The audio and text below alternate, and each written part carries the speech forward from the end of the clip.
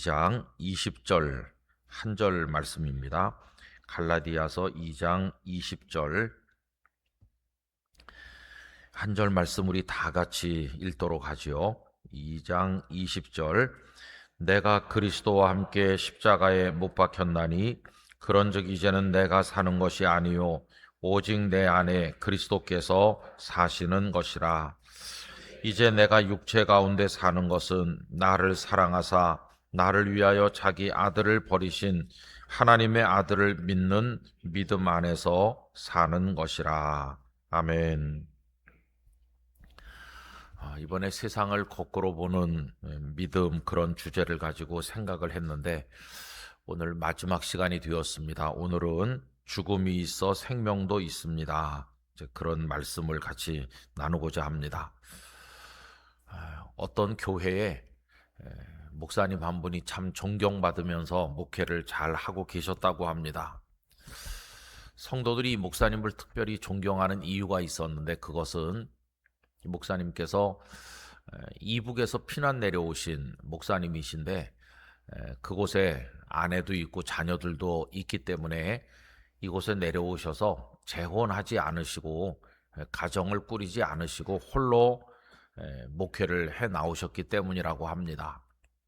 그래서 많은 성도들이 우리 목사님은 성자이시다, 저렇게 꼿꼿하게 혼자서 교회를 잘 섬기시고 정말 훌륭한 분이시다, 이렇게 존경을 했다고 합니다. 그런데 어느 날 이 교회에 큰 어려움이 생겼는데 그 목사님은 당신 혼자 사시기 때문에 생활비를 절약해서 쓰시고 그 남아있는 그 물질을 가지고 어려운 사람들을 많이 도우면서 특별히 학비가 모자라서 공부하는데 어려움을 겪는 학생들을 많이 이렇게 후원하셨다고 합니다. 그리고 아들같이 딸같이 아끼는 젊은이들이 많이 있었는데 그 중에 한 자매를 특별히 목사님이 아끼고 사랑하셨다고 그래요. 근데 어느 날 교회당이 있고 교회당 뒤뜰에 목사님의 사시는 사택이 있는데 그 목사님 사택에서 갓난아기 울음소리가 들리게 된 겁니다. 그랬더니 성도들이 많이 놀랬죠. 혼자 사시는 목사님 댁에 웬 갓난아기 울음소리가 들리나. 그래서 사람들이 이제 기웃거리기 시작을 했는데 아기가 있는 게 맞거든요.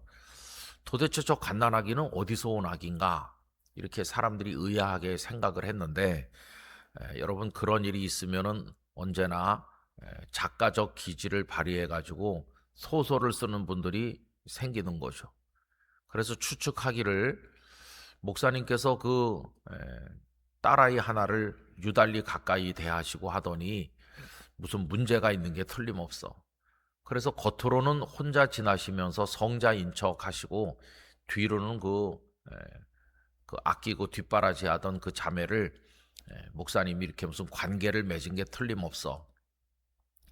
그래서 그 아기가 태어난 게 틀림없다, 이런 말들이 떠돌기 시작한 것입니다. 그 말이 그냥 삽시간에 이렇게 퍼지면서 목사님께서 불륜을 저지른 것 같이, 그래서 그 여자아이의 아낀다고 하면서 이제 그런 일이 있다, 이렇게 사람들이 넘겨짚게 됐어요. 그 평온하던 교회가 갑자기 시끄러워지면서 목사님을 비난하는 사람들이 노골적으로 많이 비난하는 사람들이 등장하게 됐다고 합니다. 이제 그렇게 교회가 시끄러워지고 한 달 이렇게 조금 지났는데 어느 날 목사님이 주일날 오늘은 예배가 끝나고 나면 여러분들에게 내가 중요한 이야기를 해야 되니까 다들 가지 말고 앉아 계시라, 이렇게 하고 예배가 끝난 다음에 목사님이 이제 중요한 이야기라는 걸 끄집어낸 건데 그 이야기는 아주 간단했다고 합니다. 여러분, 요즘에 저로 인한 이상한 이야기들이 많고 그래서 교회가 시끄럽다는 것을 알고 있습니다. 그래서 내가 공연히 여기 계속 있으면 교회 분란이 되겠다, 그런 생각이 들어서 오늘 이 예배를 끝으로 나는 이 교회를 떠나기로 했습니다. 그리고 그 목사님은 횡하니 어디론가 떠나신 겁니다. 물론 그 아기를 데리고 목사님은 어디론가 가셨어요. 그리고 이제 소란이 좀 있은 다음에 그 교회는 다른 목사님이 왔고 또 나름대로 뭐 이렇게 지나고 있는 중인데 어느 날 이제 그 목사님의 관련된 이야기가 알려지게 됐어. 그 아기는 목사님하고는 전혀 상관없는 아기다. 그리고 목사님이 딸처럼 아끼던 그 처녀가 바깥에서 어떤 남자친구를 만나가지고 그래서 그런 일이 벌어진 거다. 그 아기를 갖다 둘 데가 없으니까 목사님 사택에다 놓고 사라진 거다. 이제 그런 것들이 이제 알려지게 됐다고 합니다. 시간이 벌써 몇 년 지난 다음이죠. 그 사실을 이렇게 알고 난 성도들이 그 다음에는 뭐 어안이 벙벙한 거죠. 자기들이 목사님을 몰아내다시피 했잖아요. 그렇게 존경하던 목사님을 몹쓸 사람으로 만들어서 쫓아내다시피 했는데 이 죄를 어떻게 우리가 목사님께 갚아야 되나. 그래서 목사님이 어디 계신지 사방으로 수소문을 하게 됐는데 어디 계신지 아는 사람이 없다는 거예요. 다른 교회로 부임하신 것도 아니고. 그래서 목사님을 찾아서 사방으로 수소문하고 이렇게 그렇게 지나던 어느 날 목사님이 산골에 들어가서 농사를 짓고 있다 하는 걸 알게 됐다고 합니다. 그래서 그 교회에 이제 성도들이 다 목사님을 찾아서 그리로 간 거죠. 가서 보니까 정말 목사님이 깡시골에서 농사를 하는데 얼굴이 새카맣게 그으셨고 그리고는 많이 늙으셨고 그리고는 전형적인 농부가 되셔서 농사하는 거를 만나게 된 거죠. 그 목사님 앞에 다 바닥에 무릎 꿇고 엎드려 가지고 목사님 우리의 잘못을 용서해 주세요. 우는 사람도 있고 뭐 그랬다고 합니다. 그랬더니 목사님께서 이러실 필요가 없다고 다 일어나서 나는 다 잊었으니까 이러실 필요가 없다. 그랬더니 사람들이 울면서 목사님께 하는 말이 아니 그때 한마디만 말씀해 주셨어도 이런 불행한 일이 없었을 텐데 왜 목사님 입 딱 다물고 아무 말씀도 안 하셔서 그래서 정말 이런 지경이 됐으니 이거 어떻게 되돌릴 수가 있느냐고 그렇게 이제 사람들이 울고 이렇게 하니까 목사님께서 말씀하시지 않은 이유, 그때 모든 상황을 말하지 않은 이유를 몇 가지 이야기했다는 거예요. 첫째는 만약에 내가 그 모든 상황에 대해서 여러분들에게 이야기를 했으면 아마 교회는 둘로 갈라졌을 겁니다.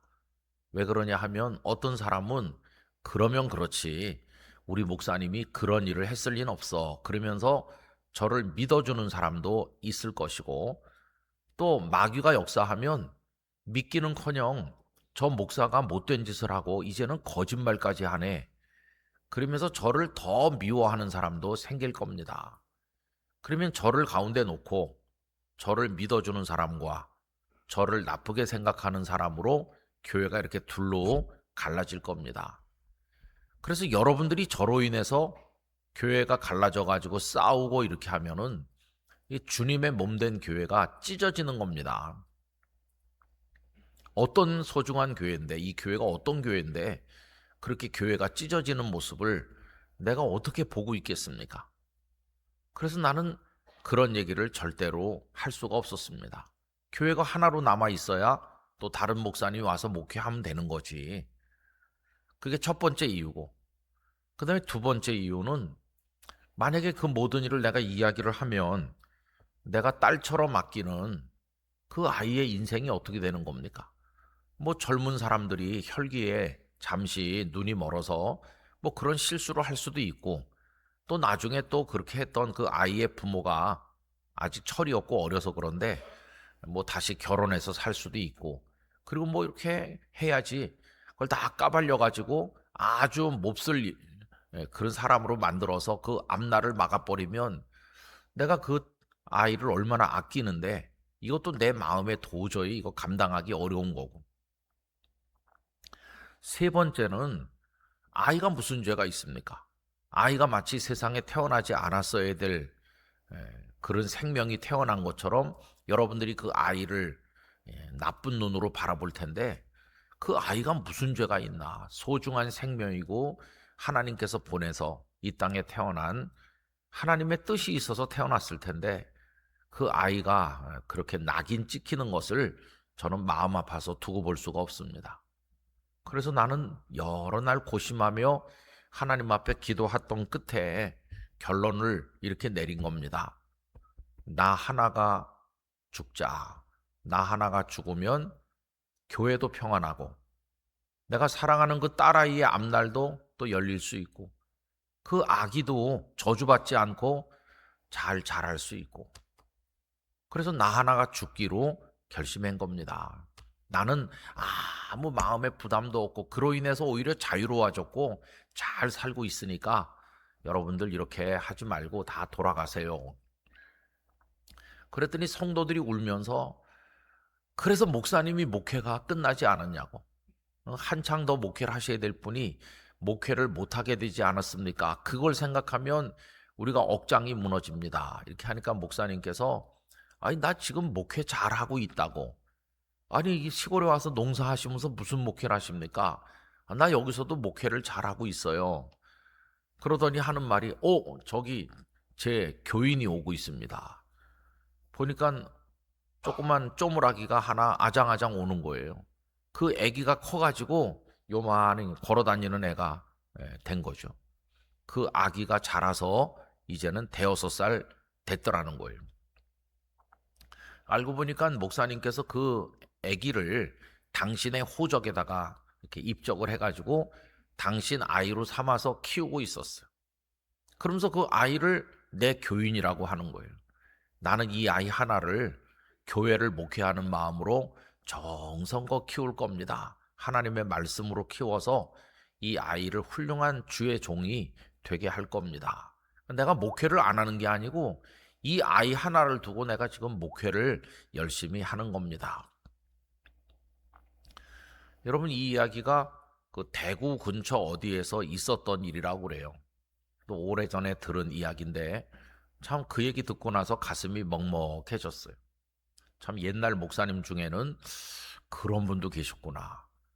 제가 부산에서 목회할 때도 이북에 가족이 있는 것 때문에 결혼하지 않고 계시는 목사님이 두세 분 계셨는데 아마 그런 분들이 여러 분 계셨던 것 같아요. 여러분 그 이야기를 어떻게 생각하십니까? 그 이야기의 주제가 간단합니다. 내가 죽어서 교회를 살리고 남을 살린다. 근데 그러기 위한 대전제는 내가 죽는다. 그거거든요. 근데 내가 죽어서 교회를 살리고 남을 살리는 이 원리는 예수님의 원리죠. 예수님께서 십자가에서 죽으심으로써 우리를 살려내신 거잖아요. 그러니까 복음의 에티스, 복음의 핵심은 예수님께서 당신이 죽어서 우리를 살리신 바로 그거 아닙니까? 그게 바로 구원의 복음이죠. 여러분 우리가 이 세상을 좀 거꾸로 뒤집어 보면서 살면 오히려 더 성경의 진리에 가까이 갈 수 있다. 그런 전제를 가지고 이번 집회 몇 가지를 이렇게 생각을 해보는 건데 오늘 마지막 시간에 나누고자 하는 것은 바로 그 죽음으로써 살게 되는 나도 살고 남도 살리는 바로 그 얘기죠. 죽음으로써 나도 살고 남도 살린다. 그 예수님께서 십자가에 죽으심으로 예수님께서 부활하셨으니까 죽음을 통해서 예수님도 부활하셔서 영원한 생명을 보여주셨고 예수님이 죽으셨기 때문에 우리도 살게 되고 나도 살고 남도 살린다. 그거를 예수님께서 보여주신 거죠. 여러분 우리가 교회 봉사도 하고 뭐 전도도 하고 여러 가지 많은 주님의 이름의 영광을 위해서 이런저런 일들을 많이 합니다마는 그 최고봉은 죽는 거라고 생각합니다. 최고 절정은 죽는 거죠. 여러분 이거를 우리가 이제 좀 생각을 많이 할 필요가 있는 게 우리 이상하게 살기 위해서 믿거든요. 살기 위해서. 우리 한국말의 어법이 좀 그래요. 가만히 생각해보면 좀 재밌기도 한 건데 하나님 앞에 기도할 때 어떻게 기도하냐면 하나님 좀 건강하게 살게 해주세요. 끝에 이상하게 살게 해주세요가 늘 붙어요. 주님 좀 잘 살게 해주세요. 좀 그럼 하여튼 앞에 내용은 다른데 뒤에 붙는 마치 어미 같은 게 늘 따라 붙는 말이 살게 해달라는 거예요. 그래서 우리가 하나님께 드리는 기도의 거의 대부분은 살기 위한 기도다. 살기 위한 기도. 그런 생각이 듭니다. 그런데 여러분, 예수님의 기도는 어떤 기도일까요? 예수님의 기도는 살기 위한 기도가 아니고 죽기 위한 기도였습니다. 겟세마네 동산에서 십자가를 앞두시고 기도하실 때 땀방울이 핏방울 될 때까지 몸부림치시면서 드리신 예수님의 기도는 죽기 위한 기도였습니다. 아버지, 이 잔이 내게서 옮겨지게 해달라고 그런 기도를 드리셨잖아요. 이 고난의 잔이 옮겨지게 해달라 그런 기도를 드리시고는 바로 이어서 드리시기를 나의 원대로 하지 마옵시고 아버지의 원대로 되게 해달라. 아버지가 원하시는 게 뭡니까? 인류가 죄를 저지른 이후로 성부 하나님께서 추진해 나오신 마스터 플랜이 있죠. 우리 죄인들을 건져 구원하셔서 하나님 당신의 자녀로 삼으시고 영원한 생명을 주시는, 이게 구약 성경에서부터 신약 성경까지 파노라마처럼 쫙 펼쳐져 있는 거죠. 구약은 오래된 약속, 올드 테스타먼트인데 그 핵심이 뭐냐 하면은 내가 구원자를 보내주겠다. 메시아를 보내주겠다. 그게 구약의 핵심이죠. 그리고 그거를 많은 예언자들을 통해서 하나님은 미리 예언하셔서 알려주셨습니다. 그래서 동정녀 마리아를 통해 탄생하실 것을 이사야 7장 14절에서 보라 처녀가 잉태하여 아들을 낳을 것이요 그 이름을 임마누엘이라 하리라 하셨으니 라고 하면서 예언하셨고, 또 그 메시아가 베들레헴에 탄생할 것도 미가서 5장 2절에 베들레헴 에브라다야 내가 유다 고을 중에 작을지라도 네게로부터 이스라엘을 다스릴 자가 나올 것이다. 그 귀절을 보고 동방에서부터 온 박사들이 왕이 어디서 나셨느냐 이렇게 물었을 때 헤롯 궁궐에 있는 사람들이 베들레헴이다 이걸 알아낸 거 아닙니까? 이런 식으로 하나님께서는 우리를 구원하기 위한 마스터 플랜을 다 만드시고 예언자들을 통해서 다 예언하셨어요. 은 30개에 팔려 가실 것도 다 예언돼 있고, 또 그전에는 어린 나귀 새끼를 타시고 입성할 것도 다 예언돼 있고, 이사야 53장 같은 데는 그가 찔림으로 우리가 나음을 받는 거죠. 그가 찔림은 우리의 허물 때문이다. 그가 상함으로 우리가 고침을 받는다. 그런 게 다 있고, 또 부자의 묘실에 장례된다. 아리마대 사람 요셉의 묘지에 들어갈 것도 다 예언돼 있고, 그리고는 그 뼈가 꺾이지 않는다 하는 것도 언급돼 있고, 예수님의 부활도 예언돼 있고. 그러니까 구약 성경에 하나님은 아주 촘촘하고 섬세하고 정확하게 예언해 놓으시고, 때가 찼을 때 여자의 몸을 통해 이 땅에 오게 하셨죠. 그 갈라디아서 4장 4절에 있는 것처럼 하나님의 카이로스 때가 찼을 때 구세주 예수께서 이 땅에 탄생하셨죠. 그리고는 세례 요한이 길잡이가 돼서 예수님이 등장하시고, 그리고 이제 무대 위에 올라오셔서 메시아 사역을 쭉 감당하셨죠. 많은 말씀 사역도 하시고 하나님의 권능을 가지고 병든 자, 귀신 들린 자, 그리고 고난당하는 불쌍한 사람들, 심지어 죽은 자를 살리시기까지 당신의 모습을 다 드러내시고 하나님 나라 복음을 말씀하셨죠. 그리고는 이제 십자가에서 우리의 모든 죄를 짊어지시고 다 이루었다고 하시며 죽으신 것이 그 사역의 절정이고, 그리고 이제 무덤 속에 계시던 예수님을 하나님께서는 다시 살려 일어나게 하시죠. 그리고는 요한복음 3장 16절에 그 복음을 믿는 사람, 그 독생자 예수님을 하나님이 사랑하셔서 세상에 보내셨으니까 그를 믿는 자마다 멸망하지 않고 영생을 얻게 하신다고 선언하고 있고, 이게 이제 뉴 테스타먼트 새로운 약속이죠. 예수님을 구주로 믿으면 멸망하지 않고 영생을 얻게 해주겠다. 이 새 약속은 현재 진행형이죠. 그래서 전 지구촌에서 무수한 사람들이 자기 죄를 회개하고 돌아와서 예수님을 구주로 영접해서 영원한 생명의 사람이 되고, 영접하는 자 곧 그 이름을 믿는 자들에게는 하나님의 자녀가 되는 권세를 주신다고 하신 대로 하나님의 아들과 딸들이 지금도 세계 곳곳에서 생겨나고 있고, 그들이 하나님을 아바 아버지라 부르면서 그리스도 안에서 우리가 형제와 자매가 되어서 하나님의 나라를 향해 지금 나아가고 있는 중이죠. 아우구스티누스, 우리가 흔히 어거스틴이라고 부르는 이제 그분이 신국론이라는 책에서 언급한 것처럼 이 땅의 교회와 성도들은 길 위의 존재로서 하나님의 나라를 향해 나아가고 있다. 그 길 위의 존재를 도상의 존재라고 얘기하죠. 길도자를 써가지고 우리는 지금 길 위에 있습니다. 길 위에서 걸어가고 있는 나그네인데 방랑객은 아니죠. 우리는 그냥 단순한 나그네가 아니고 목적지가 있어서 걸어가는 거니까 방황하지 않는 순례자라고 말할 수 있어요. 그 목적지는 이제 하나님의 나라, 영원한 생명의 나라, 거기를 목적지로 해가지고 지금 쭉 가고 있는 중이죠. 그래서 하나님의 교회가 그 길 위를 걸어가면서 고난을 받기도 하고 공격을 당하기도 하고, 성도들도 그 길 위를 걸어가면서 나그네 인생같이 살기도 하고 광야를 통과하는 것처럼 고단하기도 하고, 그렇지만 우리 목적지가 있는 주님의 나라를 향해 지금 나가고 있는 거다.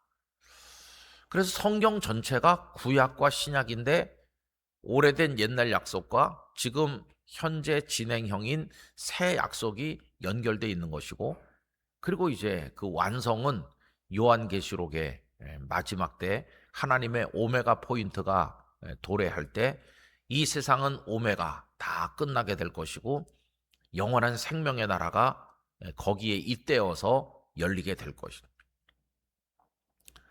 그 속에서 쭉 흘러가면서 우리는 그 길을 이제 걸어 나가고 있는 거죠. 근데 여러분, 그 하나님의 구원의 파노라마가 진행되는 도중에 그 가장 결정적인 게 뭐냐 하면 십자가거든요. 십자가, 죽음. 그래서 예수님이 이 땅에 오셔서 병든 사람을 아무리 많이 고치셔도, 귀신 들린 자를 아무리 많이 온전케 하셔도, 아무리 많은 능력을 행하시고 복음을 말씀하셔도 십자가가 만약에 없다면은 그분은 우리의 주님이 구원자가 될 수 없는 거죠. 그래서 누가복음 그 9장 51절에 보면 예수님께서 승천하실 기약이 가까워 오는 걸 아시고 예루살렘으로 올라가시기로 굳게 결심하셨다. 예루살렘을 향해 부단히 올라가시는 거예요. 그 예루살렘에 왜 가십니까? 거기 십자가가 있거든. 그래서 예수님은 십자가를 지고 죽으셔서 그리고 우리를 위해서 생명의 구주가 되는 거예요.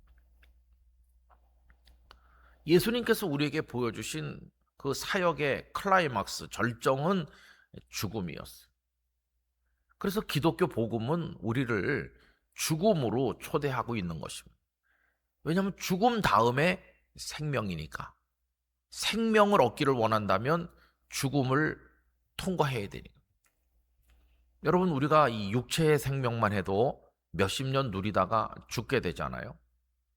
죽어야 새로운 생명이 있는 거죠. 죽음이 없는 부활은 없습니다. 죽음이 있어야 이제 부활도 있는 거죠. 그래서 이제는 죽음이라고 하는 것을 두려움의 대상으로 여길 게 아니라 영원한 생명을 얻기 위한 필수 과정이라는 것을 알고 죽음을 많이 생각하는 그리스도인이 될 때 우리 신앙이 더 성숙해지고 건강한 신앙이 된다는 거죠. 그래서 잠언 같은 데서는 잔치집에 가는 것보다 초상집에 가는 게 좋다는 식의 말씀을 하고 있는 이유가 죽음이라는 주제를 늘 떠올리게 해주니까요. 죽음을 늘 생각하면서 사는 것, 메멘토 모리라고 하죠. 여러분, 로마의 장군이 큰 전쟁에서 개선해가지고 막 꽃을 뿌리고 금화를 뿌리면서 사람들의 열광적인 환영을 받으면서 황제 앞에 개선 행진을 해서 들어올 때 누가 말했다고 그러죠? 메멘토 모리라고. 오늘은 그대가 개선장군으로 영광을 누리지만 당신도 죽을 날이 있음을 잊지 말아라. 생각하면서 살아라. 여러분, 모든 사람에게 죽음이 있습니다. 근데 문제는 그 죽음을 배낭에 넣어가지고 등 뒤에 메고 있는 거죠. 등에다 메고 있기 때문에 보이질 않아서 바로 내 등 뒤에 붙어 있건만 죽음이 없는 듯 착각하고 살 때가 많아요. 그래서 그 배낭을 앞으로 당겨서 앞에다가 차면 늘 죽음을 보면서 사니까 교만하지 않고 절제하고 하나님의 뜻을 우선으로 살고 좀 그럴 텐데, 우리는 마치 영생할 존재인 것처럼 이 땅에서 너무나 교만하게 사는 거죠. 사실 오늘 밤에 끝날지도 모르는 생명 아닙니까? 그 누가복음에 그 어리석은 부자 비유, 농사를 지어가지고 창고를 막 늘려짓고 잔뜩 쌓아놓고 이제는 먹고 마시고 즐기자 이렇게 하니까 하나님께서 어리석은 자여, 네 영혼을 오늘 밤에 부른다면 쌓아놓은 그 모든 것이 누구의 것이 되겠느냐. 그 예수님의 비유 속에 나오는 얘기죠. 그래서 여러분, 우리는 살기 위한 기도를 계속 드리고 있는데 죽기 위한 기도를 드리신 예수님을 배워서 죽음을 위한 기도를 드리는 성도가 돼야 된다 하는 거를 생각하게 되는 것이. 여러분, 그 주기도문이라고 하는 거 가만히 생각해 보면은 그게 살기 위한 기도가 아니라 죽기 위한 기도라는 것을 알게 됩니다. 아버지의 뜻이 하늘에서 이루어진 것처럼 땅에서도 이루어지고, 이 땅의 욕망의 나라가 아니라 하나님의 나라를 위해 기도하고, 이런 것들, 그 다음에 용서하는 사람이 되기 위한 기도라든지, 이게 전부 다 이게 이 땅에서 내 욕망을 성취하면서 움켜쥐고 군림하고 떵떵거리고 먹고 마시고 즐기기 위한 그런 기도가 아니라 뼈를 깎아내는 것처럼 하나님 앞에 절제하는, 나의 욕망을 죽이고 교만을 죽이고 내 뜻을 죽이는 죽음을 위한 기도, 그게 주기도문이다, 그렇게 생각이 듭니다. 지금은 돌아가신 지가 오래됐지만 그 대한예수교 장로회, 우린 지금 예장이라고 그러잖아요. 우리가 속한 교단 예장 통합에 속해 있는데, 우리나라에는 기독교 장로회도 있습니다. 기독교 장로회, 한신대학교가 기독교 장로회에 속한 신학대학교인데, 그래서 거기는 기장 측이라고 부릅니다. 기독교 장로회를. 근데 기독이라는 말이 그리스도라는 말이잖아요. 그러니까 예수교 장로회나 기독교 장로회나 똑같은 거죠. 근데 한국 교회는 싸우느라고 예수님과 그리스도가 결별하는 참 이상한 현상이 벌어지고 있습니다. 근데 이중표 목사님은 전라북도 출신이십니다. 근데 그분이 이제 깡시골에서 정말 고생하고 그러다가 굶기도 많이 굶고, 학교에 학생들은 도시락 싸오는데 당신은 점심때 되면은 냉수로 배를 채우고, 학생들이 도시락 먹는 시간에 당신은 뒷산에 올라가서 누워 있으면 하늘에 구름이 지나가는 걸 보면서 하늘을 내 가슴에 채워야 되겠다, 하늘로 배가 부르기를 원했다고 그래요. 근데 그게 결국 다 나중에 신앙적 감화가 되는 거죠. 근데 이분이 이제 신학교에 가기로 결심을 했는데, 뭐 교단이 뭔지 이런 것도 모르다가 한국신학대학교, 학교 이름이 멋있어가지고 한국이란 이름이 붙어 있어서 그 학교를 갔다고 그래요. 나중에 목회하면서 후회도 했다고 그래요. 열심히 전도해가지고 좀 양육을 해놨더니 이 사람이 와서 한다는 말이, 목사님, 우리나라에서는 예수교 장로회로 가야 된답니다. 그러면서 교회를 옮기고 그럴 때 마음이 많이 아팠다고 그래요. 근데 그분이 이제 한신대학교를 졸업을 하고 2월 달에 되게 졸업식 하잖아요. 추운 겨울인데 졸업식을 마치고 그 학교 교정을 나오면서 그 한국신학대학교라고 그 기둥에 학교 교명이 박혀 있는데, 거기다가 손바닥과 얼굴을 대고 기도했대요. 하나님, 이 교문을 통해서 얼마나 많은 사람이 드나들었겠습니까? 무수하게 많은 선배들이 드나들고 공부했고, 그런데 오늘 제가 이 교정을 나섭니다. 제가 이 학교에 드나든 모든 사람 중에서 주님을 제일 사랑하는 사람 되겠습니다. 그 가장 열심히 복음을 전도하는 사람 되겠습니다. 제가 최고의 주의 종이 되겠습니다. 그렇게 서약하고 서원하는 기도를 드렸대요. 근데 꿈은 야무지고 큰데 누가 뭐 불러주는 사람이 어디 있어야 말이죠. 그래서 그분이 이제 첫 사역지로 간 것은 그 전라북도 산골에 너무 깡시골이어가지고 교역자가 안 오는 이제 그런 곳에 가가지고 5교회인가 그 5교회인가를 돌봤대요. 주일날 아침 일찍 첫 번째 교회 가서 예배를 드리고 그 다음엔 또 이동해가지고 그 다음 교회 가서 드리고 하루에 여러 교회를 순회하면서 그런 목회를 시작했대요. 고생도 많이 했다고 그래요. 전라북도에는 눈이 많이 오는데 그분 말씀 중에 이런 게 있습니다.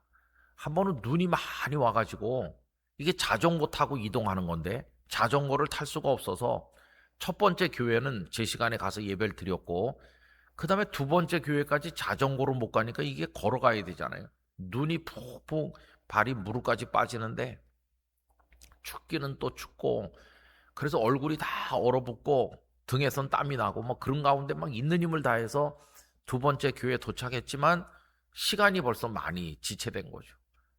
그러면 누군가는 남아서 난로에 불을 붙이고 기다리고 있을 거라고 기대를 했는데 가서 보니까 아무도 없고 예배당에 싸늘하고 그래서 좀 마음속에 화가 났대요. 아니 이 사람들이 눈 와서 늦는다는 거 뻔히 알 텐데 기다리지 않고 다 가버렸나 안 왔나? 그래서 그 예배당 뒤에 집사님 한 사람이 살고 있는데 그 집사님 집에를 갔대요. 가가지고 화가 많이 난 거죠. 보니까 대도리에 신발이 이렇게 있으니까 사람이 있다는 뜻인데 집사님 이전도사 왔습니다 그러면서 소리를 지르는데 별 반응이 없더래요. 그 화가 더 나가지고 전도사가 왔다고 막 소리를 지르니까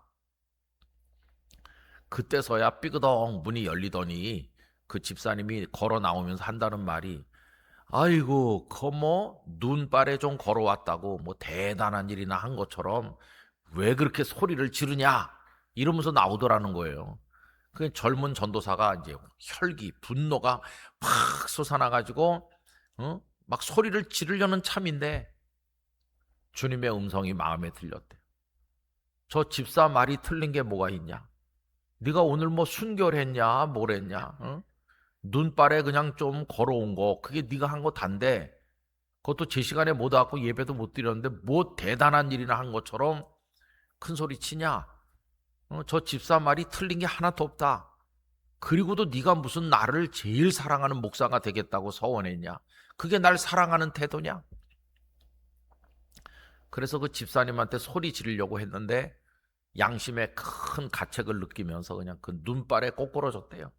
그래서 눈에다 얼굴을 파묻고 회개 기도를 드리면서 통곡을 했대요. 제가 이 정도밖에 안 되는 전도사입니다.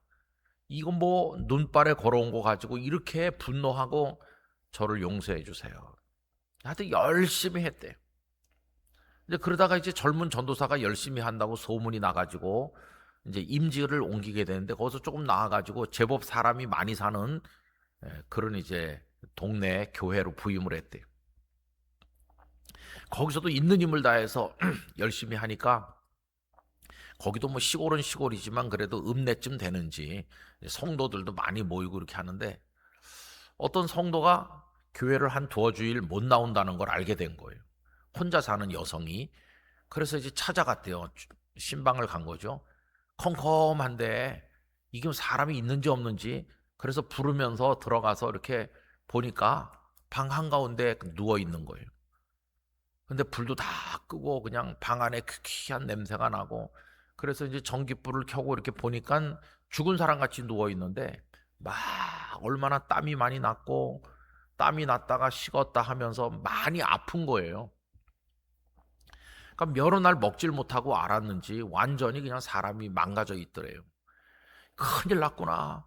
빨리 사람을 불러야 이게 죽겠구나. 그러면서 이제 막 이렇게 몸을 돌려서 사람 불러오려고 나가는데 주님의 음성이 마음에 들리기를 넌 사람 아니냐?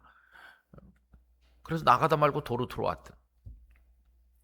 뭘 좀 먹여가지고 기운을 차린 다음에 병원에 데려가도 데려가야 될 판인데 뭘 먹이지? 그 당황해가지고 부엌에 내려갔더니 여러분 옛날에는 누가 좀 이렇게 아프고 그러면 설탕 가루를 뜨거운 물에 타서 마시게 하고 그래요. 저도 어렸을 때 그런 기억이 있어요. 설탕 가루를 뜨거운 물에 풀어가지고 달게 만들어서 마시면 그냥 좀 힘을 에너지를 보충하는. 그래가지고 물을 끓여가지고 설탕 가루를 풀어가지고 이제 한대 좀 만들어가지고 부축하고 그리고는 막 이렇게 숟갈로 입에다 떠놓고 설탕물을 한 대 좀 마시게 했죠. 뜨뜻한 거를.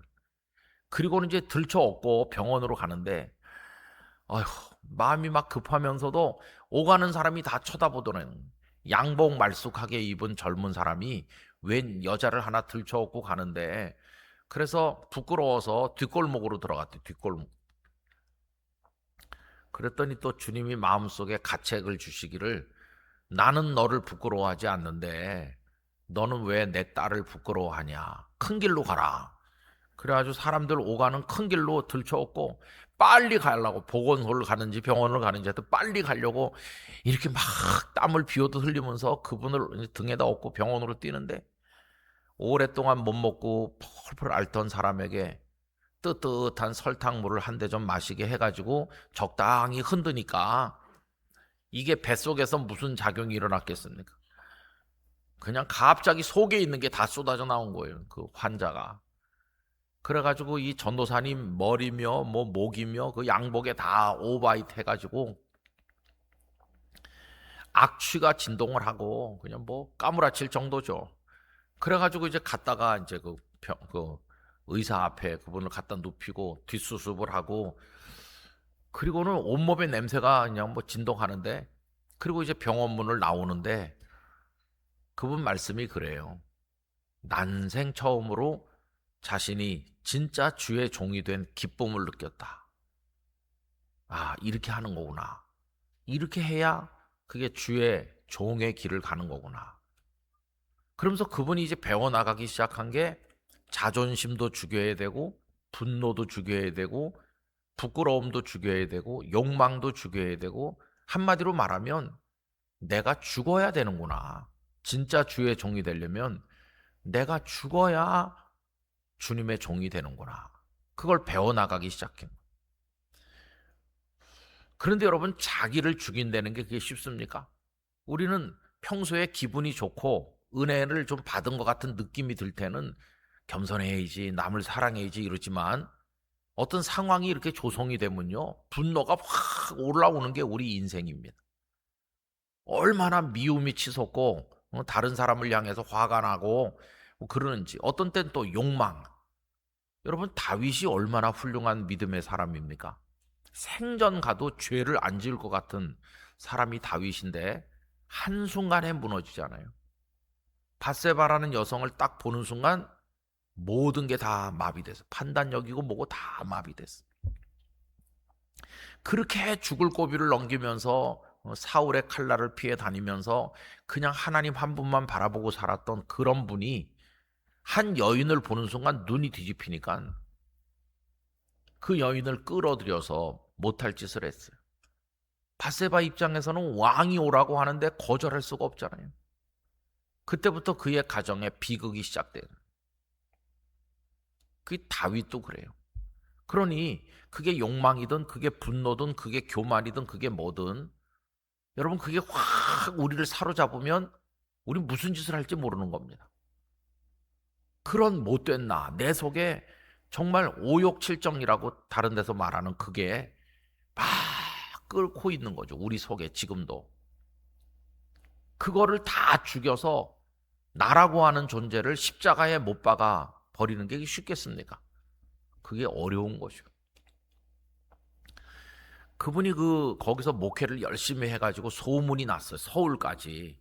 젊은 목사가 그렇게 하는 사람이 있다. 그래가지고 관악교회인가 그래요. 그 교회 이름이.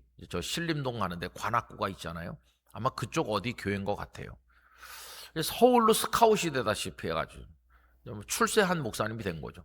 그 깡시골에 전도사가 목사가 되고 소문 나갔고 서울에 있는 교회에서 청빙을 했으니까 그래서 관악교회인가 하는데 와가지고 하는데 막 성도가 막 그렇게 늘어나는 거예요. 근데 와가지고 한 1, 2년 있으면서 가만히 보니까 그 목사님이 오시기 전에 장로 투표를 하셔서 장로 장립을 받으셔야 될 분이 뭐 두 분인가 세 분인가 있었다고 그래요. 그럼 이분이 와가지고 그분들을 적법한 절차에 따라서 표를 받아서 피택이 됐으면 그분들을 장로님으로 세워야 되잖아요. 근데 와서 가만히 보니까 그때 이제 인간적인 생각이 드는 건데, 아, 저 피택됐다는 저분들 좀 성격이 못된 것 같다. 저 못된 사람들이 장로 장립을 받아서 장로님이 되면 앞으로 내 목회에 걸림돌 되겠다. 그래서 이 핑계 저 핑계 하면서 장로 장립식을 진행을 안 하고 차일피일 미루면서 그분들이 장로가 못 되게, 그러다 결국 싸움이 벌어진 거죠. 그 장로 되셔야 될 분들의 친척과 가족들이 그 교회에 많은데 이 목사님이 이제 그걸 자꾸 방해한다고 생각하니까 교회 싸움이 생긴 거예요. 근데 성도는 많이 늘어났대요. 이 목사님 온 다음에 이 목사님 마음이 교만해진 거죠. 이제 사람이 많이 늘어났고 나를 지지하는 사람이 많기 때문에 저 사람들 떠들어봤댔자 저 아무것도 아니야 이렇게 생각했는데 웬걸요? 교회가 그냥 두 조각이 나갖고 싸우는 거죠. 그래가지고 찬양대석이 있는데 찬양할 때까지는 잘한대요. 그 다음에 이제 목사님이 설교하러 여기 올라오면 찬양대원 중에 절반은 네 설교 듣기 싫다 그러면서 몸을 돌아앉아갖고 저 문 쪽을 향한대. 이렇게 돌아앉아가지고 일부는 목사님을 쳐다보고, 젊은 목사님이 분노가 죽질 않았어. 혈기. 그래가지고는 이 성경책을 들어가지고 자기를 안 보고 문을 바라보는 사람한테 집어 던졌대, 성경을. 근데 조준을 잘못해가지고 열심히 말씀을 듣는 사람이 맞았대. 근데 그날로 강단에서 끌려 내려왔어요. 성경을 집어 던진 목사다. 아무도 도와주는 사람 없는. 동료 목사들도 선배 목사님도 성경을 집어 던진 목사가 무슨 목사냐. 그래 완전히 매장된 거예요. 진짜 찾는 이가 아무도 없어요. 그 교회에서 당장 쫓겨났고. 근데 성경을 집어 던지고 그때서야 정신을 차린 거죠. 예배가 파행이 되고, 그리고 이제 그 예배당 뒤에 그 사택이 있었는데 사택에 들어가서 방 한가운데 앉아가지고 얼이 빠진 사람 같이 엉엉 울고 앉아있는, 내가 왜 이렇게 됐나? 내가 왜 이렇게 타락했나? 그러고 있는데 그 목사님의 행동에 분노한 권사님이 막 사택으로 따라 들어왔대. 따라 들어와 가지고는 그 대돌에 있는 슬리퍼를 들고 들어와서 방 한가운데 앉아있는 이 목사님의 뺨을 막 때리면서 슬리퍼로, 뭐 네가 목사냐? 막 소리를 지르면서 슬리퍼로 목사님을 때렸대. 근데 가만히 맞고 있었대. 주님, 저는 슬리퍼 아니라 그보다 더한 걸로 맞아도 쌉니다. 성경을 집어던진 목사가 무슨 맞아도 쌉니다. 그러면서 맞고 있었대. 근데 그 권사님이 막 들어가는 걸 보고 뭔가 조짐이 이상하다고 느낀 한 젊은 전도사님이 뒤따라 들어간 거예요. 뒤따라 들어가서 슬리퍼로 뺨을 때리는 그 모습을 다 봤고 목사님이 맞으면서 가만히 있는 거를 본 거예요. 그리고 이제 그 목사님 그 교회를 떠났죠. 그리고 갈 데가 있습니까? 아무 데도 갈 데가 없죠. 그래서 여러분 그 청계산 기도원이라고 혹시 아세요? 청계산 기도원에 가서 6달을 내려오지 않았대. 먹다가 금식하다가 그러면서 유일하게 찾아오는 사람이 사모님이었대요. 주말이 되면 한 주간 동안 입을 속옷과 그런 거 갈아입을 옷을 준비해가지고 사모님이 일주일에 한 번씩 올라오시고, 내가 여기서 하나님의 응답을 받기 전에는 못 내려간다. 나는 주님을 위해서 죽어야 될 사람인데 어떻게 내 속에 이렇게 분노와 혈기와 욕심이, 교만이 이렇게 살아가지고 나를 이렇게 망쳤나. 주여 나를 죽여주시옵소서. 그렇게 6개월을 고통 가운데 몸부림을 치고 기도한 어느 날 그 사모님이 올라오더니, 여보 이제는 때가 됐으니까 내려갑시다. 내려가서 교회를 개척합시다. 그래가지고 당신들이 사는 그냥 안방에서 개척을 한 거예요. 사모님이랑 둘이 앉아가지고 그 목사님 자녀가 없으시거든요. 나중에 아드님 한 분을 입양했는데, 그러면 두 분이서 교회를 개척한 거예요. 근데 하나님께서 그분의 죄를 용서하시고 그동안 6달 동안 기도하는 동안에 은혜를 주셨어요. 내가 죽어야 가정도 살고, 내가 죽어야 교회도 살고, 내가 죽어야 성도들의 영혼도 살아난다. 나는 이제 주님이 죽으신 것처럼 죽어야지. 그러면서 목회를 했어요. 그런데 사람들이 이제 모여들기 시작하는 거예요. 그래서 가정집이 좁아가지고 아파트를 옮기고, 아파트, 그냥 보통 아파트에서 매주 사람들이 북적대니까 옆에 사람들이 안 좋아하잖아요. 그런 식으로 해가지고 그 한신교회, 그 한국신학대학교에서 이름을 딴 거죠. 한신교회를 개척을 했어요. 한신교회가 나중에는 그 교단에서 제일 큰 교회가 됐습니다. 그래서 여기 분당에도 한신교회 예배당을 하나, 지성전을 짓고 두 군데 한신교회가 있었어요.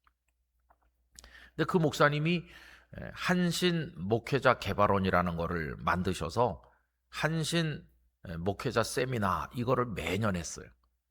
6월 첫 주간 월화수목, 그때 무조건 합니다. 6월 첫 주간 월화수목에 저 양수리에 있는 수양관에서 한신 목회자 수양회를 그 세미나를 하면은 전국에서 목사님들이 초교파로 적게 오면 1,500명 정도, 많이 오면 한 2,000명씩 왔어요. 강당을 꽉 채우고 앉아서. 저는 그거를 1회부터 간 건 아니고 몇 번 지난 다음에 알게 돼서 저 혼자 갔어요. 부산서 와가지고 양수리까지.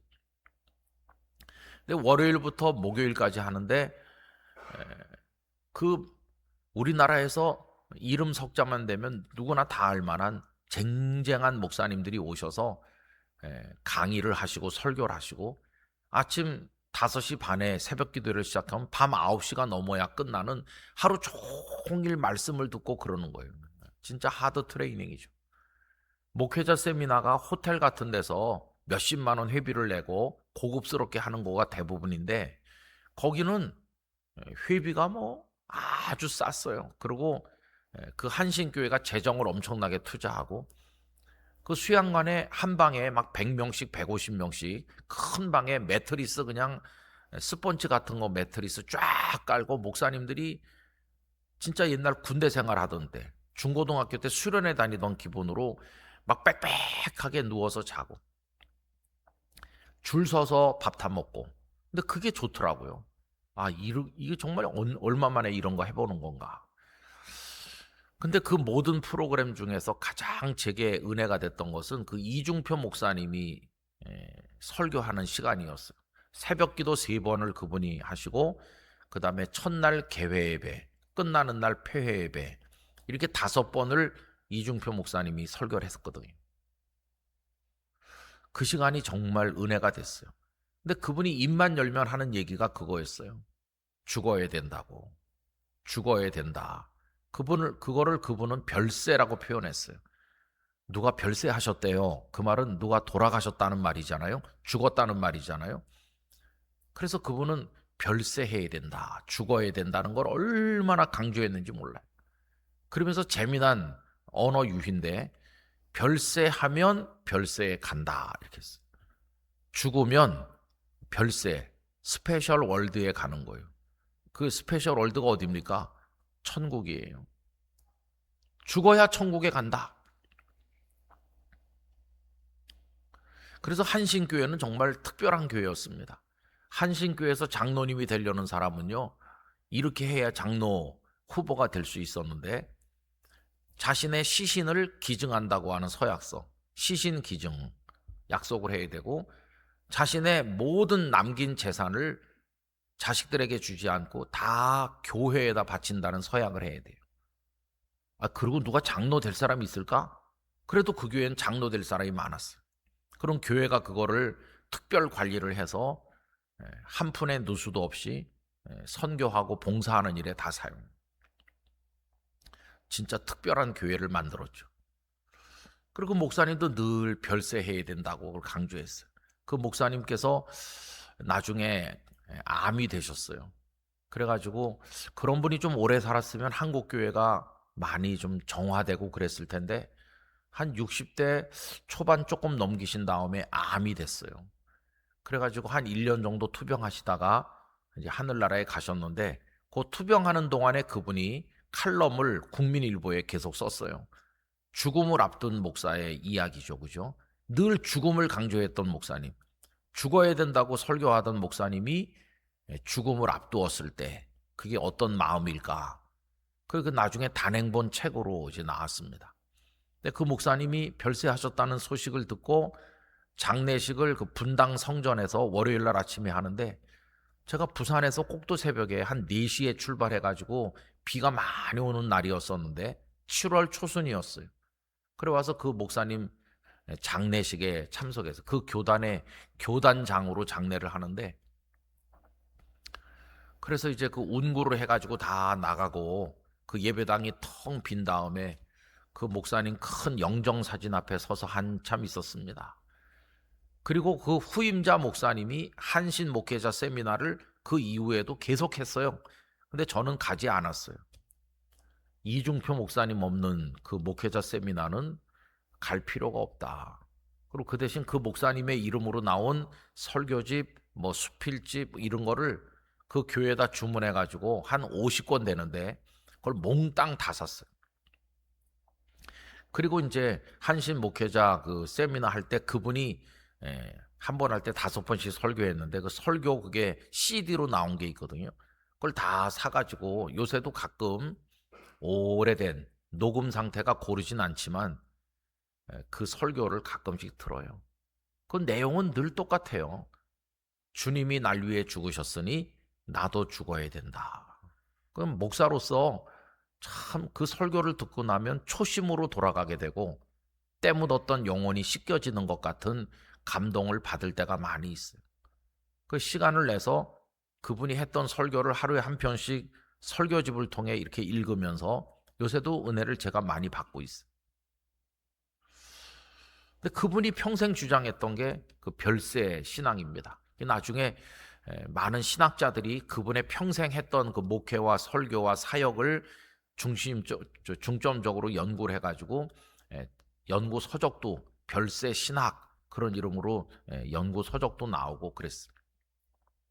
제가 왜 그 목사님 얘기를 많이 하냐 하면은 그분이 죽음을 얘기했기 때문이에요.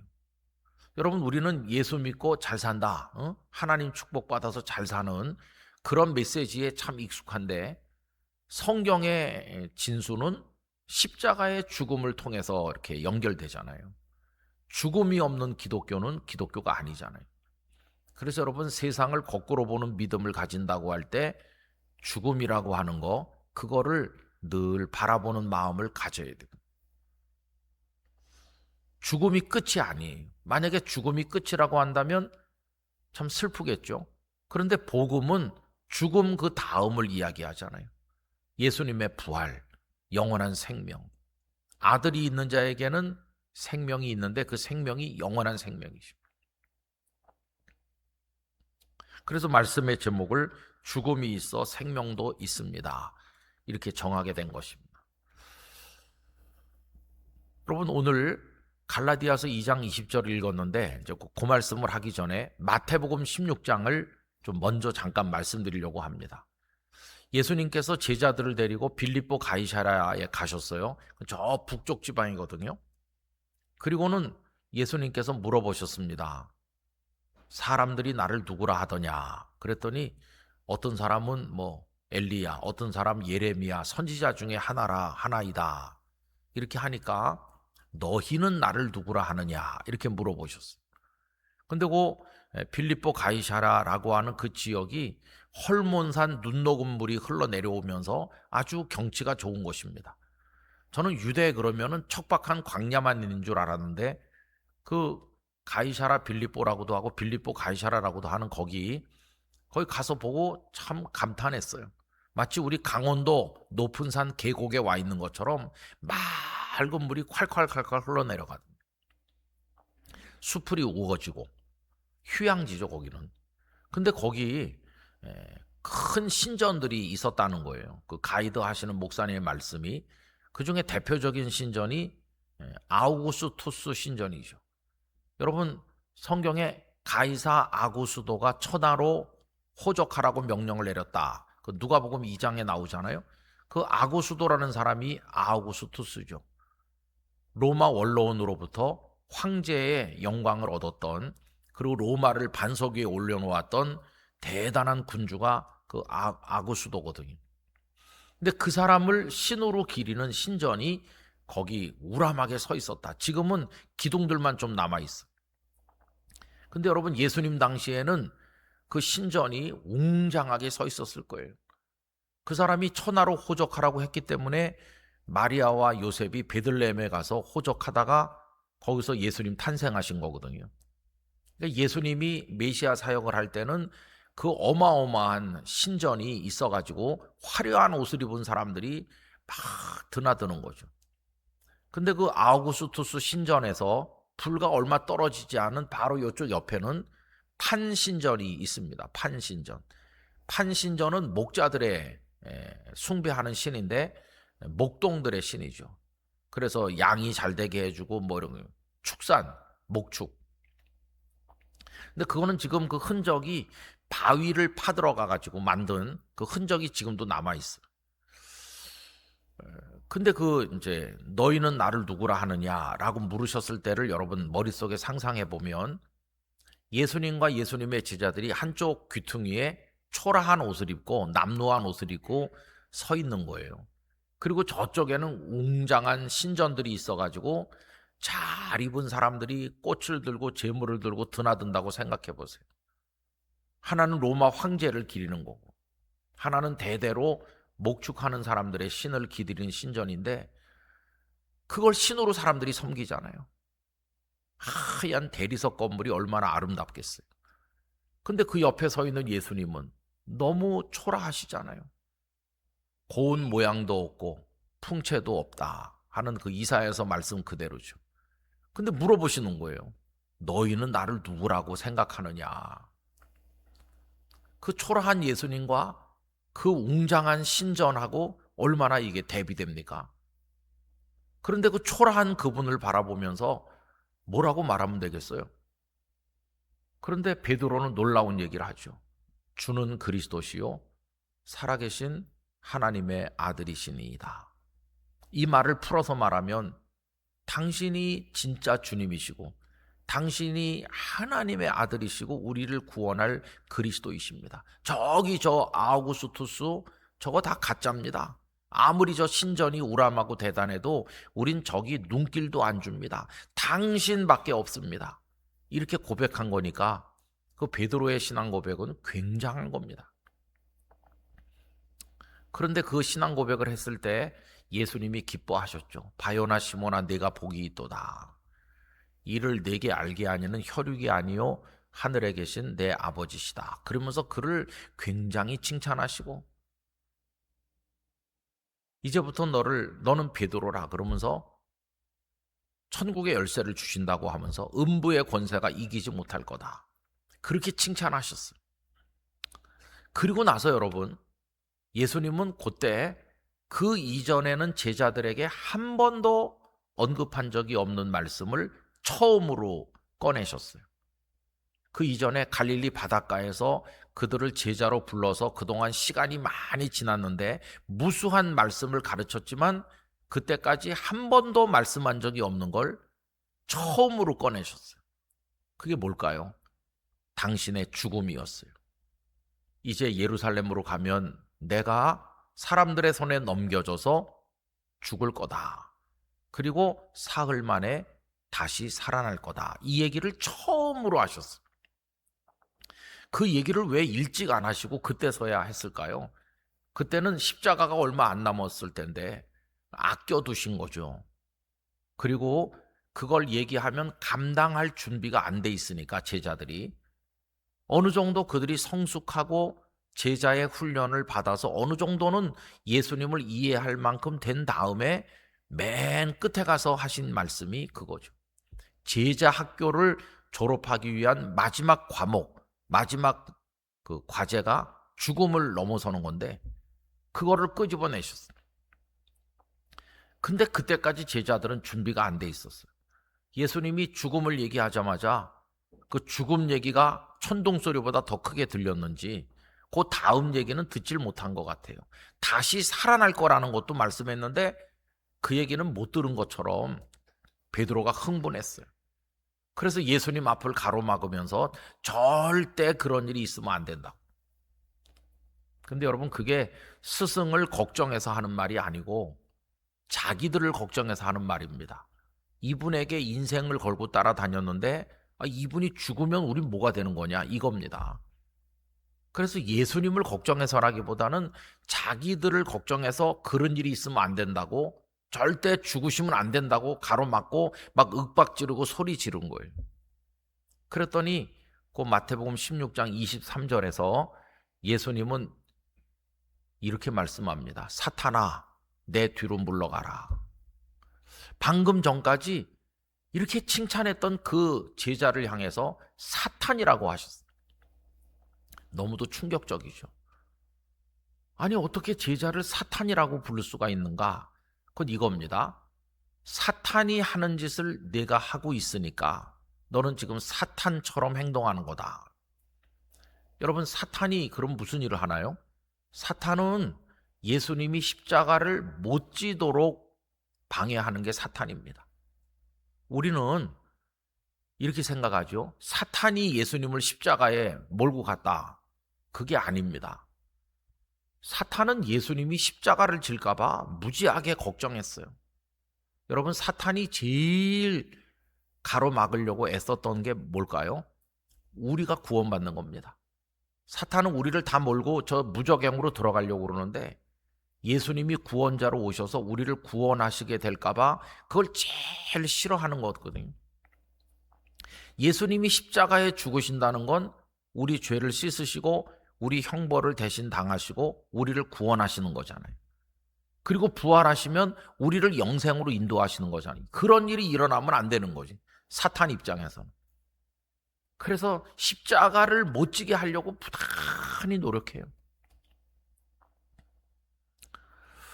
여러분, 예수님께서 메시아 사역을 시작하기 전에 요한에게 세례를 받으시고 그리고는 성령에게 이끌려 광야로 가셔서 40일을 금식하시고 마귀에게 3가지 시험을 받으셨잖아요. 근데 첫 번째 시험이 이겁니다. 마귀가 와가지고 40일을 굶주리신 걸 알기 때문에 이 돌로 떡이 되게 하라. 그게 첫 번째 시험이에요. 근데 여러분, 배가 고프니까 돌로 떡이 되게 해서 먹으라, 그런 얘기인데 그 앞에 한마디를 붙여요. 그 참 사탄의 간계입니다. 네가 만일 하나님의 아들이어든 이 돌로 떡이 되게 하라. 여러분, 그 말 한마디가 얼마나 교묘한지 몰라요.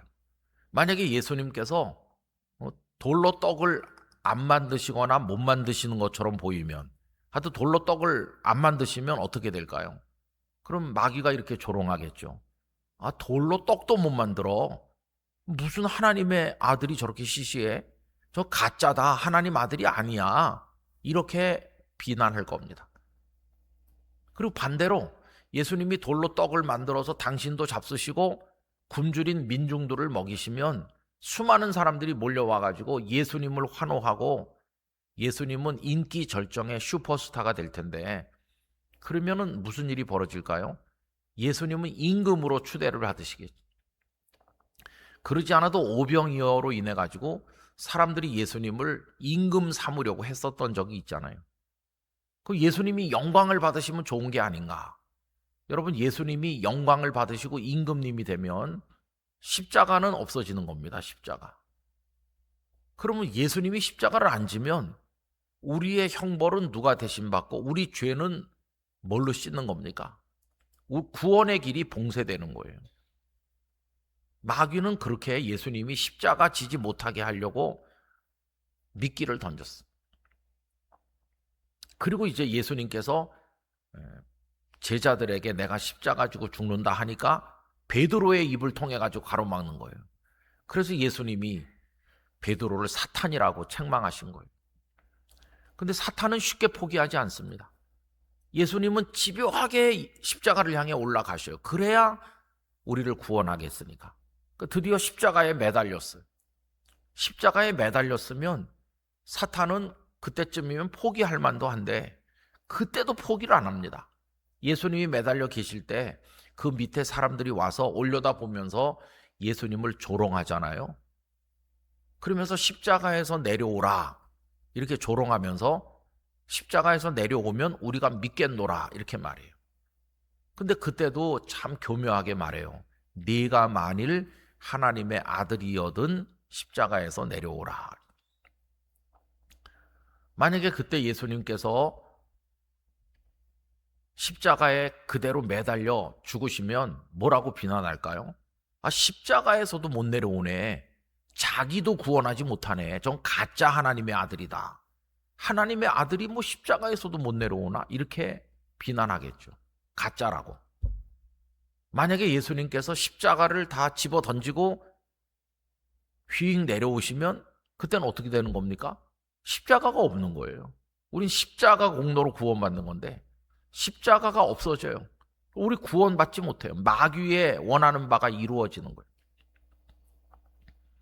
그런데 예수님은 십자가에서 내려오지 않으셨어요. 그러면 못 박혔기 때문에 십자가가 높아서 그래서 못 내려오셨나요? 여러분, 예수님은 전능하신 분이십니다. 예수님 말씀 한마디로 온 세상을 창조하신 하나님 바로 그분이십니다. 그분은 뭐든지 할 수 있는 전능하신 분이신데 십자가에서 못 내려오신 게 아니에요. 십자가에서 안 내려오신 것이. 왜 안 내려오셨나? 답은 딱 하나입니다. 우리를 사랑하셔서 안 내려오신 거예요. 우리를 구원하시려고 안 내려오시고 거기서 죽으신 것이. 그리고 부활하셨어요. 그러니까 이 죽음이라고 하는 거가 얼마나 기독교 복음의 핵심에 자리 잡고 있는가를 알아야 됩니다. 근데 지금 베드로는 절대 안 된다고 하거든요. 그래서 예수님이 사탄이라고까지 책망을 하셨고, 그 다음에 바로 다음 절 마태복음 16장 24절에 가면 유명한 요절을 말씀하는 거예요. 아무든지 나를 따라오려거든 두 가지를 말씀하시죠. 첫째, 자기를 부인하고, 두 번째, 자기 십자가를 지고 나를 쫓을 것이니라. 예수님은 예수님의 사람이 되기를 원하는 모든 사람은 그 두 가지를 해야 된다고 말씀하죠. 자기를 부인해라. 내 안에 교만과 욕망과 살고 싶은 충동과 뭐 이런 모든 거 그거 다 지워버리고 다 부인하고 각자에게 주어진 십자가를 지고 나를 따라오라고. 십자가 져라 이렇게 하시는 거예요. 십자가 지라는 말을 바꾸면 죽어라 그런 말이에요. 예수님은 우리를 죽음으로 초대하셨어요. 그래서 죽음으로 초대하셔서 거기에 순종하는 사람은 영원한 생명으로 초대받는 거예요. 그게 이제 순리죠, 그죠? 복음에. 근데 이때 마태복음 16장에서 베드로는 죽음을 넘어서지 못하고 있는 거예요. 그 문턱에 지금 넘지 못하고 있어요. 그런데 오늘 이제 갈라디아서 2장 20절을 본문으로 읽지 않았습니까? 여러분, 갈라디아 2장 20절을 다시 보시면 이렇게 시작하죠. 내가 그리스도와 함께 십자가에 못 박혔나니. 베드로는 십자가를 넘어서지 못하고 있는데 여기 갈라디아 2장 20절은 내가 그리스도와 함께 십자가에 못 박혔다. 다른 말로 말하면 나는 그리스도와 함께 죽었다. 그런 말이잖아요. 이렇게 고백하는 분이 누구십니까? 사도 바울이죠. 그죠? 바울 사도는 그 죽음의 초대에 자신을 맡겼어요. 주님의 그 죽음의 초대에 아멘한 거예요. 그래서 여기 갈라디아 2장 20절을 보면 마태복음 16장의 베드로보다 바울이 훨씬 더 성숙했다는 걸 알 수 있어요. 그는 십자가를 통과하고 있으니까. 그런데 나중에도 보면 베드로도 결국은 그걸 통과해요.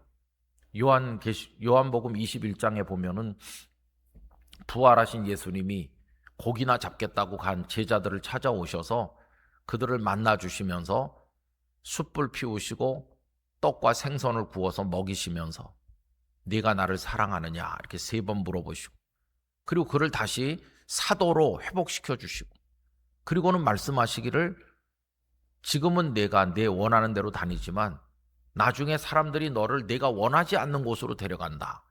원하지 않는 곳, 죽음의 자리로 너를 끌고 갈 것이고 네 팔을 벌릴 거다.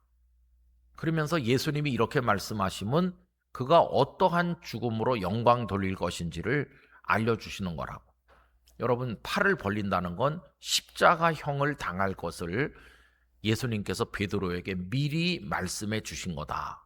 그 교회 전승에 의하면 그가 네로 황제 때 거꾸로 십자가에 매달려 순교하셨다. 이렇게 알려주잖아요. 결국 믿음의 성숙은 죽음을 넘어서는 것으로 나타난, 베드로도 그렇고 사도 바울도 그렇고. 그럼 여러분, 그런 순교자가 하늘나라에서 가장 큰 영광을 얻는다. 순교자 이상의 영광은 없다. 그렇게 얘기하는데 우리나라 기독교 역사에도 주기철 목사님 뭐 그런 분들 많이 계시잖아요. 그럼 지금 이런 시대에 사는 우리는 그거를 어떻게 구현해야 되나? 여러분, 우리의 혈기, 우리의 분노, 우리의 욕심, 우리의 교만, 나라고 하는 거, 내 속에서 일어나는 이런 온갖 세상의 정욕으로부터 흘러나오는 이런 것들을 다 성령의 능력 안에서 죽여나갈 때 우리들은 영원한 생명으로 나가게 될 것입니다. 그래서 이제 우리는 더 이상 더 잘 살고 더 건강하게 살고 더 뭐 내가 하고 싶은 거 다 하고 그렇게 살기 위한 기도를 이제는 좀 줄이고 그리스도를 닮기 위한 기도를 드리면서 나를 죽여나가는 작업에 좀 참여할 필요가 있겠다. 여러분, 가정에서도 목소리를 좀 죽여야 됩니다. 교회에서도 내 의견은 좀 죽여야 됩니다.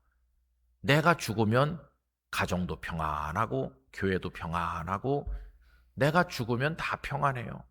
근데 그거 죽이지 못해가지고 막 나나 이렇게 하니까 나와 너가 충돌해가지고 다 박살이 나는 거죠. 거꾸로 보는 믿음의 시선이 우리에게 필요한데 그 절정은 바로 죽음을 통해서 구현되는 거다 하는 거를 우리가 생각해야 될 것입니다. 여러분, 이런 주제들을 자주 마음에 새기시면서 하나님의 말씀을 묵상하면 우리의 영혼에 달라붙었던 덕지덕지 더러운 때들이 벗겨지는 것이고 모났던 우리의 성격이 다듬어지게 되는 것이고 예수 그리스도를 닮아가는 성숙한 성도가 되어 갈 것이라고 생각합니다. 우리가 완성될 수는 없겠지만은 완전해질 수는 없어요. 그 우찌무라 간조의 책에 나오는 것처럼 주님이 우리에게 내가 온전한 것 같이 너도 온전하라 그렇게 말씀했는데 우리 보고 하나님이 되라고 말씀하신 건 아니다. 하나님은 하나님으로서 완전하신 분이시고 우리는 그저 두 발을 땅에 디디고 사는 인간으로서 완전하기 위해서 노력하면 된다. 어차피 우리는 하나님하고는 다르니까 우리가 할 수 있는 한도 안에서 그리스도를 닮아가기 위해서 노력하라는 그런 말씀이다. 이렇게 설명을 써놨는데 공감이 됐어요. 우리 아름다운 교회 성도들은 그런 모습으로 예수님을 닮아가시기를 바랍니다. 이제는 목소리 톤도 좀 낮추고 눈도 좀 부드럽게 떠가지고 째려보지 말고 좀 부드럽게 보고 내 욕심도 좀 죽이고 이렇게 하면은 하늘의 평화, 샬롬이 우리에게 임하게 될 것이에요. 여러분, 그런 모습으로 하나님 안에 서시기를 간절히 기원합니다. 이렇게 또 재작년에 이어서 올해도 와서 여러분들을 만나 뵙게 되는데 참 감사하고 우리 목사님 목회 사역이 마무리될 때까지 건강하게 잘 달려가시도록 기도 많이 해주시기 바라고요. 또 우리가 서로 다른 곳에 있지만 또 생각날 때마다 기도해 주시고 그렇게 해주시기를 부탁드립니다. 여러분들의 가정과 삶에 하나님의 샬롬이 충만하시기를 간절히 축원합니다. 기도하겠습니다. 거룩하신 아버지 하나님, 부족한 사람을 보내주셔서 우리 성도들과 함께 거꾸로 보는 그런 마음으로 이 세상을 주님의 눈으로 바라보길 원하는 뜻으로 말씀을 나누었습니다. 아버지 하나님, 죽음이 있기에 영생도 있는 줄로 믿습니다. 욕심 부리며 살아보려고 애썼던 저희들인데 이제는 우리의 욕망과 혈기와 분노를 다 죽이고 예수님을 닮아가는 사람으로 살게 하여 주시옵소서. 하나님의 은혜 감사드리며 예수님의 이름으로 기도하옵나이다. 아멘.